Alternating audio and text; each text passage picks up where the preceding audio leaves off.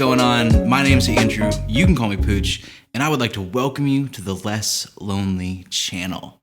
I'm really glad you're here because today I'm going over my top 5 photos from 2021 from professional photographers that I follow and that I really thoroughly enjoy.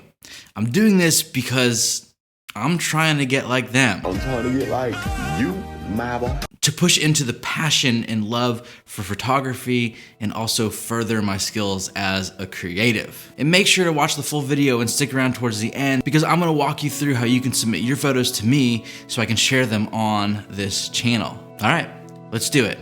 Oh, Happy New Year. It's good to be back.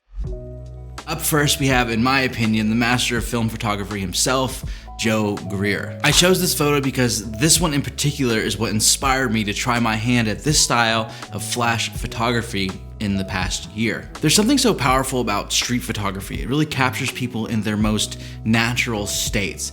And this style of flash photography alongside of street photography really just makes things so striking and it makes you feel that you've caught them in a moment. I tried my hand with digital, he's shooting on film.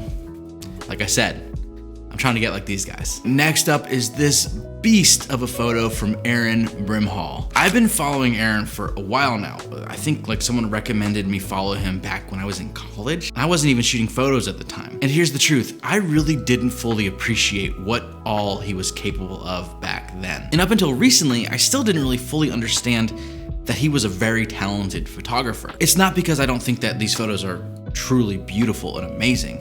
It's just that I had no idea the technical skill required to pull off some of these shots. 2021 was a good year of growth for me, and so now knowing the technical side of photography, this dude blows me away. I remember distinctly seeing this shot on my Instagram feed and immediately messaging my buddy Dalton and saying, dude, we've gotta recreate this. So anything that can inspire that amount of inspiration in me deserves a top 5 spot. Next up, we've got this beautiful adventure shot from Matt Littlewood.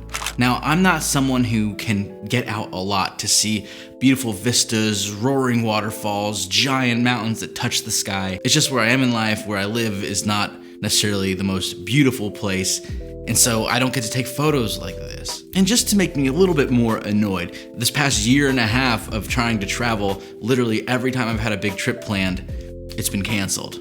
But this photo right here gets me so stoked to see the world.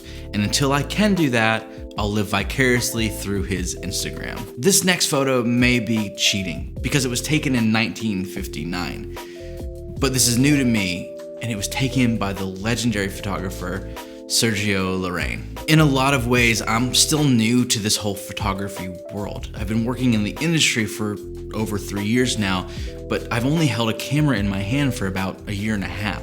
Because of this newness comes a discovery of the greats before me who've paved the way for all photographers. This year, I set out to find more prominent Latino photographers, and I was met by Sergio Lorraine. As I was thumbing through this book, this photo in particular caught my eye and I just stared at it for hours. It's like looking at ghosts from the past. And I mean, come on, that double exposure on film in 1969, whew, that is good.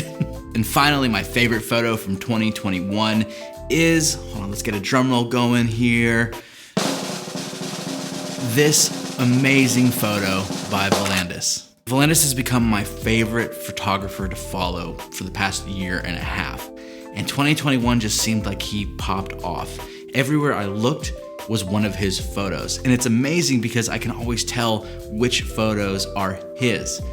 That's not an easy thing to do as a photographer. There's a lot of reasons to love his work, but I think for me, what speaks the most is his ability to capture a people and a culture that is often overlooked in the photography world. At the end of the day, he'd probably say that it ain't that serious, he's just a dude who enjoys taking photos, but that's what's spoken to me. His skill, his determination, and his desire to put work out there constantly fully inspired me this year. And just look at the skin tones on this photo, look at the clarity.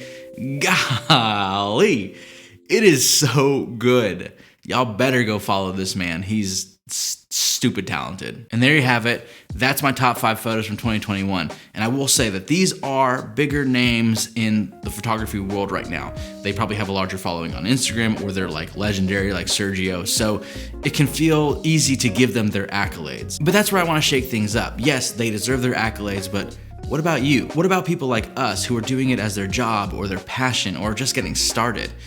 I think everyone deserves to be celebrated a little bit. So all you gotta do is submit your favorite photo that you've taken from 2021, either to my Instagram or shoot me an email. All of that information will be down in the bio below. I'll get those photos and review them, and then I'll take my top 5 from the ones that you submitted and make another video at the end of this month celebrating you. If you're not already following me on Instagram, that might be the best way to send me a photo. You can shoot me a DM, just make sure you go follow me. Here is my handle down below. And that, my friends, is a wrap on the first video of 2022 here on the Less Lonely channel. I am so stoked for what's ahead. I've got a whole bunch of stuff planned for us. I hope the end of the year last year went well for y'all. For me, it took a little bit of a turn. See that?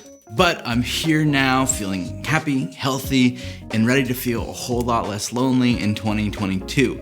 If you want to feel less lonely in your creative journey, then I'd recommend leaving a like, dropping a comment, and then ultimately subscribing so that we can be creative together and feel less lonely.